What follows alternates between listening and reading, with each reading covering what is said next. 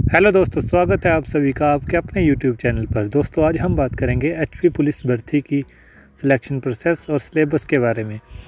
दोस्तों इससे पहले अगर आप इस चैनल पर नए हैं तो चैनल को सब्सक्राइब करें ताकि आपको मिलती रहे एचपी पुलिस और अन्य परीक्षाओं के संबंधित महत्वपूर्ण जानकारी। दोस्तों चलिए शुरू करते हैं। दोस्तों आज का टॉपिक है एचपी पुलिस भर्ती की सिलेक्शन प्रोसेस और एग्ज़ाम पैटर्न के बारे में। दोस्तों सबसे पहले हम बात करते हैं एचपी पुलिस कांस्टेबल के सिलेक्शन प्रोसेस के बारे में। दोस्तों सबसे पहले होता है फिज़िकल टेस्ट, जिसको कहते हैं ग्राउंड टेस्ट। यदि आप ग्राउंड टेस्ट क्लियर करते हो तो फिर होगा आपको रिटन टेस्ट। आप रिटन टेस्ट क्लियर करते हो फिर होगा आपका इंटरव्यू मीन्स पर्सनैलिटी टेस्ट। यदि आप पर्सनैलिटी टेस्ट क्लियर करते हो फिर होगा आपका मेडिकल एग्जामिनेशन।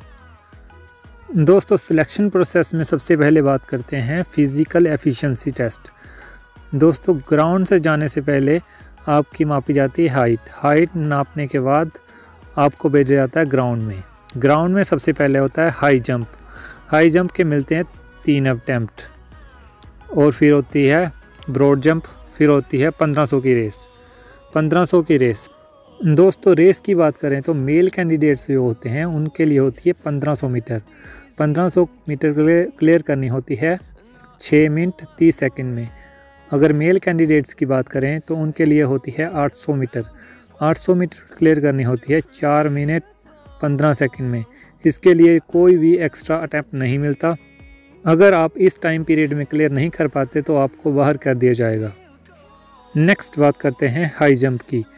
मेल कैंडिडेट्स के लिए होता है 1.25 मीटर का। इसके लिए मिलते हैं 3 अटैम्प्ट, और फीमेल कैंडिडेट्स के लिए 1 मीटर होता है।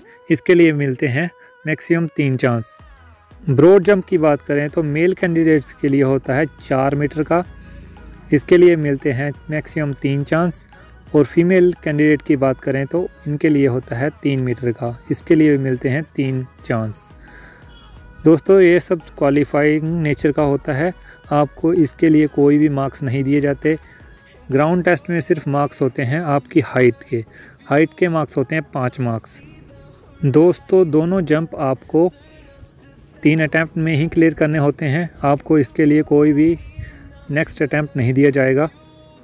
दोस्तों सिंपल सी बात है, आपको रिटन के साथ साथ आपके ग्राउंड की तैयारी भी करनी चाहिए। दोस्तों क्या होता है, अगर आप कॉन्फिडेंस में हो तो अच्छी बात है।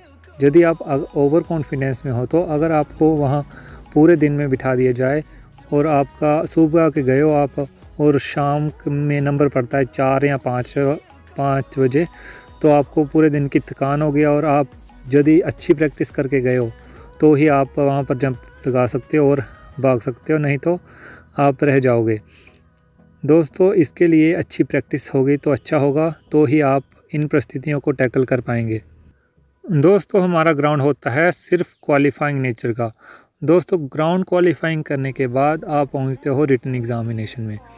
रिटन एग्ज़ामिनेशन जो होता है वो होता है 80 मार्क्स का। 80 ही क्वेश्चन आते हैं। इस एग्ज़ाम में होते हैं 5 सेक्शन। सबसे पहला सेक्शन होता है हिंदी लैंग्वेज का। इसके होते हैं 16 नंबर और 16 ही क्वेश्चन। सेकंड है हिंदी के बाद आता है इंग्लिश सेक्शन। इंग्लिश सेक्शन में आते हैं 16 मार्क्स और 16 ही क्वेश्चन। थर्ड है जनरल अवेयरेंस। इसमें होगा हिस्ट्री, पॉलिटी, जो भी है साइंस वगैरह क्वेश्चन। इसके भी होते हैं 16 क्वेश्चन और 16 ही मार्क्स।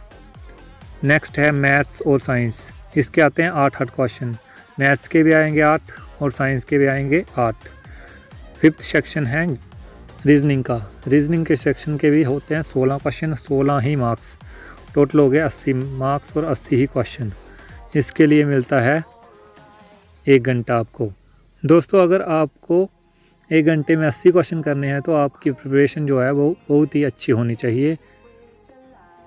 दोस्तों एग्ज़ाम में सबसे ज़्यादा टाइम लगता है रीजनिंग और मैथ्स को सॉल्व करने में। इनके आते हैं मैथ्स के आते हैं 16 क्वेश्चन, 8 क्वेश्चन, और रीजनिंग के आते हैं 16 क्वेश्चन। इन दोनों क्वेश्चनों को ही दोनों सेक्शन में ही टाइम लगता है। बाकी पूरे सेक्शन में जैसे आ गया जीके, इंग्लिश और हिंदी, यदि आपको क्वेश्चन आता है तो भी ठीक है, आप सीधे टिक लगा सकते हो, और यदि मैथ्स और रीजनिंग की बात करें तो आप देख के ही टिक नहीं लगा सकते। नेक्स्ट हम बात करेंगे HP पुलिस की डिटेल्ड सिलेबस के बारे में। दोस्तों सबसे पहले आता है इंग्लिश का सेक्शन। इंग्लिश के सेक्शन में टॉपिक जो इन्होंने सिलेबस बताया है वो है, सबसे पहला टॉपिक है इंटोनियम्स, जिसमें आपको डिफरेंट वर्ड देखने होते हैं, सिनोनियम जिसमें आपको सेम वर्ड देखने होते हैं, और वोकैबुलरी, करेक्शन ऑफ वर्ड्स या sentence, filling the blanks. Filling the blanks में आते हैं आपको मॉडल्स के आएंगे, preposition, verb, adverb, adjective.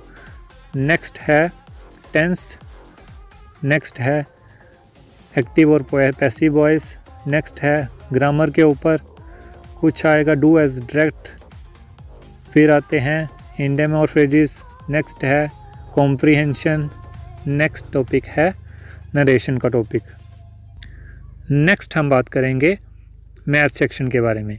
Maths के जो टॉपिक है इम्पोर्टेंट वो है, सबसे पहले आता है एवरेज, नेक्स्ट डिस्काउंट का टॉपिक, उससे आगे है डेसिमल और फ्रैक्शन का टॉपिक, फिर आती है रेशो और प्रोपोर्शन, नेक्स्ट आता है सिंपल और कंपाउंड इंटरेस्ट, नेक्स्ट आता है डाटा इंटरप्रिटेशन, नेक्स्ट आता है रेशो का टॉपिक, नेक्स्ट आता है मिक्सचर और एलिगेशन, नेक्स्ट आता है नंबर सिस्टम, नेक्स्ट आता है प्रॉफिट एंड लॉस, नेक्स्ट आता है टाइम एंड वर्क, नेक्स्ट आता है टाइम एंड डिस्टेंस, नेक्स्ट आता है परसेंटेज, नेक्स्ट आता है होल नंबर, नेक्स्ट आता है ज्योमेट्री के ऊपर, नेक्स्ट आता है मेंसुरेशन, और लास्ट है फंडामेंटल अर्थमेटिक ऑपरेशन, जिसमें आते हैं प्लस माइनस बोर्ड मास के जितने भी सिंप्लीफिकेशन के। नेक्स्ट हम बात करते हैं रीजनिंग सेक्शन के बारे में। रीजनिंग सेक्शन के लिए जो मैंने टॉपिक पढ़े थे वो है, सबसे पहला टॉपिक है क्लॉक। क्लॉक का एक क्वेश्चन ज़रूर आता है। नेक्स्ट है कैलेंडर का क्वेश्चन, नेक्स्ट है विजुअल मेमोरी, नेक्स्ट है नंबर सिस्टम और नंबर सीरीज़, नेक्स्ट है डिसीजन मेकिंग, नेक्स्ट है जजमेंट, नेक्स्ट है डायरेक्शन का क्वेश्चन, नेक्स्ट है एनालॉजी, नेक्स्ट है क्यूब और डाइस, नेक्स्ट है कोडिंग और डिकोडिंग, नेक्स्ट है वर्बल और नॉन वर्बल रीजनिंग, नेक्स्ट है मिरर इमेजेस, नेक्स्ट है अल्फ़ाबेट सीरीज़, नेक्स्ट है प्रॉब्लम सॉल्विंग, नेक्स्ट है अरेंजमेंट, नेक्स्ट है नंबर की रैंकिंग करनी होती है, नेक्स्ट है ब्लड रिलेशन का एक क्वेश्चन ज़रूर आता है, नेक्स्ट है अर्थमेटिक रीजनिंग, नेक्स्ट और लास्ट है एम्बेडेड फिगर्स, इसका एक क्वेश्चन ज़रूर आता है। दोस्तों इम्पोर्टेंट टॉपिक है जिसके हर बार क्वेश्चन आते ही आते हैं, वो है blood relation, clock, calendar, direction का, एनालॉजी का, कोडिंग और डिकोडिंग का। कोडिंग और डिकोडिंग के 2-3 क्वेश्चन आ जाते हैं। यही है इम्पोर्टेंट टॉपिक रीजनिंग के। दोस्तों नेक्स्ट हम बात करते हैं साइंस सेक्शन की। दोस्तों साइंस के आएंगे 8 क्वेश्चन, और साइंस के लिए आपको पढ़ना है बिल्कुल बेसिक क्वेश्चन साइंस के जो होते हैं। इसके लिए आप इन्वेंशन पढ़ सकते हैं, इन्वेंशन पर एक क्वेश्चन आता ही आता है। नेक्स्ट आता है विटामिन्स पर 1 या 2 क्वेश्चन आते हैं, और डिसीज़ पर, बीमारियां, ये आपको कोई क्वेश्चन आ सकता है। यही थे टॉपिक साइंस के। नेक्स्ट हम बात करते हैं हिंदी लैंग्वेज के। हिंदी सेक्शन के लिए इम्पोर्टेंट टॉपिक है संज्ञा, सर्वनाम, विशेषण, नेक्स्ट है समास, नेक्स्ट है संधि विच्छेद, नेक्स्ट है मुहावरे, नेक्स्ट लोकोक्तियाँ, फिर आते हैं क्रिया, लिंग पुल्लिंग, रस छंद, वाक्य, भाषा, स्वर और व्यंजन, उच्चारण स्थान, वर्ण, शब्द। अन्य दोस्तों इसमें से इम्पोर्टेंट टॉपिक यही थे, और यदि आपको और भी कुछ प्रैक्टिस के लिए करना हो, हिंदी की प्रैक्टिस के लिए करना हो, तो आप कर सकते हैं। यही मैंने ये इम्पोर्टेंट टॉपिक पढ़े थे, तो आप भी देख लेना। दोस्तों हिंदी सेक्शन के लिए अगर आप रोज़ का एक टॉपिक करोगे तो बहुत होगा, आप एग्ज़ाम तक आपकी हिंदी बहुत अच्छी हो जाएगी। दोस्तों इस बार कंपटीशन जो है वो बहुत ही हार्ड होने वाला है, इसलिए आपको प्रिपरेशन बहुत ही अच्छी करनी है, क्योंकि नए कैंडिडेट्स तो होंगे ही और पुराने कैंडिडेट भी होंगे जो पिछली बार के 2 या 3 मार्क्स के रह गए हैं, वो सभी इस एग्ज़ाम में शामिल होंगे। तो आप समझ ही सकते हो कि कंपटीशन बहुत ही हार्ड होने वाला है। तो सरकारी नौकरी के लिए कितना लड़ना पड़ता है, तो आपको यही बात ध्यान में रखते हुए आपको अच्छी प्रिपरेशन करनी है। दोस्तों नेक्स्ट हम बात करते हैं जीके सेक्शन की। जीके सेक्शन के लिए सबसे इम्पोर्टेंट टॉपिक है हिमाचल की जीके, जितनी भी है हिस्ट्री, पॉलिटी और जियोग्राफी पढ़नी है और इंडियन जीके पढ़ना है। नेक्स्ट हम बात करें करंट अफेयर पढ़ना है। करंट अफेयर एग्ज़ाम से लेकर जितने भी 6 महीने का जितने भी क्वेश्चन होंगे वो लिखकर आपको अच्छे से तैयारी करनी है। चाहे करंट अफेयर आपको इंटरनेशनल हो या नेशनल हो या हिमाचल का हो, सभी को पढ़ना है अच्छी तरह। नेक्स्ट नेशनल और international organisation. Next books and author. Next आती है कंट्रीज़ और उनकी कैपिटल्स। नेक्स्ट है फुल फॉर्म्स। नेक्स्ट है दोस्तों इंडियन इकोनॉमिक्स, भारतीय अर्थव्यवस्था का सिर्फ और सिर्फ आपको 2 ही टॉपिक पढ़ें आप। एक हो गया बजट और एक हो गया पंचवर्षीय योजना। नेक्स्ट है इम्पोर्टेंट डेज के ऊपर एक क्वेश्चन ज़रूर आता है। नेक्स्ट एक क्वेश्चन आता है स्पोर्ट्स के ऊपर, आपको स्पोर्ट्स के बारे में पूरा जानकारी होनी चाहिए। नेक्स्ट आते हैं अवार्ड्स, जैसे भारत रत्न, पद्म विभूषण अवार्ड, आपको सभी अवार्ड्स के बारे में पता होने चाहिए, कौन कौन विनर रहे हैं 2010 से लेकर 2020 तक जितने भी हैं वही पता होने चाहिए। दोस्तों अब हम बात करते हैं कि तैयारी कैसे करनी है और तैयारी एचपी पुलिस के लिए जो मैंने एग्ज़ाम दिया था उसके लिए मैंने कैसे तैयारी की थी, मैं कैसे पढ़ा था। दोस्तों कंपटीशन जो है वो बहुत ही ज़्यादा होगा, आपको इस तरीके से तैयारी करनी है कि आपका रैंक जो है वो अंडर 10 या अंडर 20 ही आए, ऊपर ही आपका रैंक आए। दोस्तों इससे क्या होगा, आपको बाद में टेंशन, इंटरव्यू तक टेंशन नहीं होगी कि मेरा नंबर पड़ेगा या नहीं तो आपको यही टेंशन होगी कि मैं बाहर हो जाऊंगा या एक्स्ट्रा कोई भी टेंशन हो सकती है। दोस्तों सपने आपने देखे हैं और उन सपनों को सच भी आपको ही करना होगा। दोस्तों यदि आपका रैंक टॉप 10 या टॉप 5 में आप लाना चाहते हो तो आपको स्टडी भी वैसी करनी होगी जैसे वो टॉपर्स करते हैं। दोस्तों आपको ये बिल्कुल नहीं सोचना कि आपने बस पासिंग मार्क्स ही लाने हैं या मेरिट में ही आना है। यदि आप पासिंग मार्क्स ही लाओगे तो आपको इंटरव्यू तक टेंशन ही होगी कि आप फाइनल लिस्ट में आपका नाम नहीं आएगा। आपको टेंशन हो सकती है इस बारे में। दोस्तों आपको तैयारी इस तरीके से करनी है कि आप अपना बेस्ट दे सकें एग्ज़ाम में। दोस्तों आपको कोई भी कोचिंग इंस्टीट्यूट ज्वाइन नहीं करना, आपको सिर्फ तैयारी घर बैठकर ही करनी है। आप घर बैठकर ही अच्छा रैंक ला सकते हो। दोस्तों मैंने जो प्रिपरेशन की थी एचपी पुलिस के लिए, तो मैंने कोई भी कोचिंग इंस्टीट्यूट ज्वाइन नहीं किया था, मैंने घर बैठकर ही अपना सिलेबस देखा था और प्रिपरेशन की थी। घर बैठकर ही जो भी है सिलेबस देखा, एनालाइज़ किया, उसके अनुसार ही अपनी प्रिपरेशन को शुरू किया। दोस्तों सभी के लिए प्रिपरेशन का तरीका अपना अपना होता है, ज़रूरी नहीं है कि जो मेरे लिए अच्छा है वही आपके लिए अच्छा होगा। जो मैंने फॉलो किया था वही आप फॉलो करो, तो आप अपने तरीके से प्रिपरेशन कर सकते हैं। दोस्तों अब हम बात करते हैं कि मैंने प्रिपरेशन कैसे की। दोस्तों सबसे पहले आपका एक प्रॉपर टाइम होना चाहिए, पूरा प्रॉपर टाइम टेबल होना चाहिए। दोस्तों कईयों को रात को पढ़ना अच्छा लगता है और कईयों को सुबह जल्दी उठकर पढ़ना अच्छा लगता है, और मैं अपने प्रिपरेशन के दौरान सुबह जल्दी उठकर पढ़ता था। दोस्तों क्योंकि रात को हम सोते हैं और सुबह उठकर हमारा दिमाग एकदम फ्रेश होता है।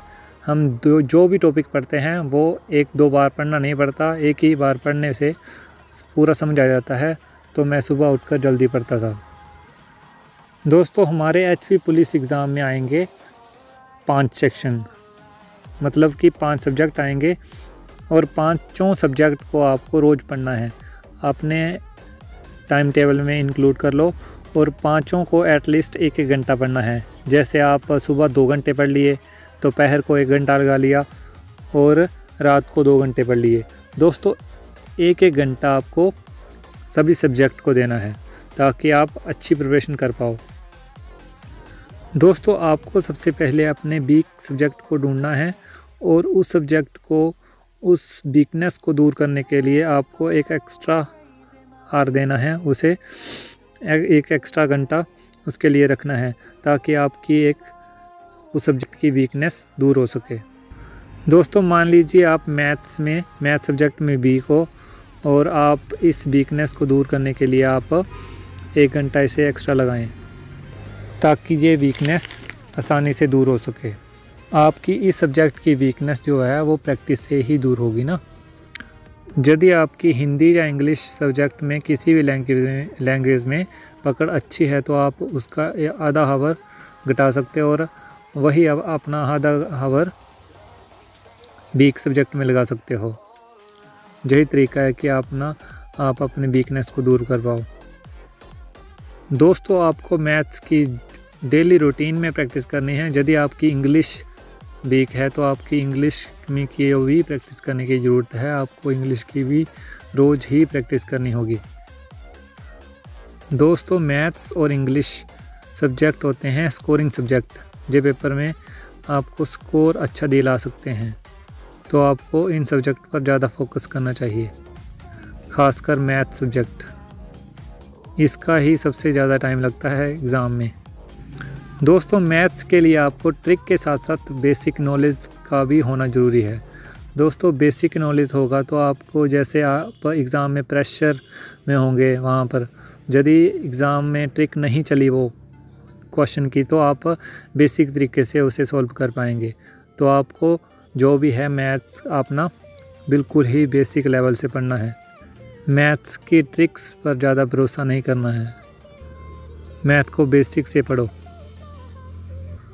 दोस्तों मैंने प्रिपरेशन के दिनों में रोज़ ही 10 या 20 करंट अफेयर रोज़ पढ़ने थे और रोज़ पढ़ता था। और प्रिपरेशन के लिए, करंट अफेयर की प्रिपरेशन के लिए प्रतियोगिता दर्पण नाम की एक मैगज़ीन आती है, उससे करंट अफेयर पढ़ता था। और यदि आपको मैगज़ीन नहीं लेनी है तो आप नेट से भी हेल्प ले सकते हैं। ज़रूरी नहीं है कि प्रतियोगिता दर्पण से ही करंट अफेयर की प्रिपरेशन करो, आप नेट से भी प्रिपरेशन कर सकते हैं। और आपको रेगुलर करंट अफेयर की प्रैक्टिस भी करनी है।